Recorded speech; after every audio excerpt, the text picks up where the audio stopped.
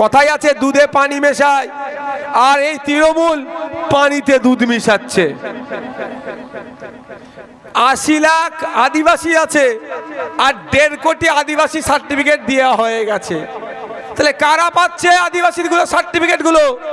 যারা নন আদিবাসী, টাকা দিচ্ছে, আদিবাসী কোটায় চাকরি আর উচ্চ শিক্ষায় সংরক্ষণের সুযোগ নিচ্ছে। তাই আপনাদের বলবো, যারা আদিবাসী সমাজের মানুষ আছেন, এই মমতা ব্যানার্জি ধামসা বদল দেবে, আপনাদের সাথে একটু নৃত্য পরিবেশন করে দেবে, কিন্তু উচ্চ শিক্ষায় আর চাকরির ক্ষেত্রে আপনাদের সাথে যে বৈষম্য হচ্ছে এটা কোনো দিনের জন্য ঘুচাবে না।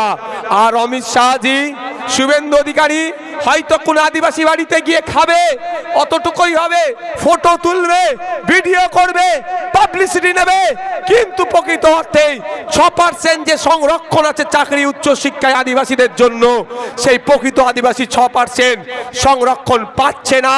ফেক সার্টিফিকেট দিয়ে আদিবাসীদের সাথে বৈষম্য হচ্ছে, এ নিয়ে একটাও শব্দ খরচ করবে না।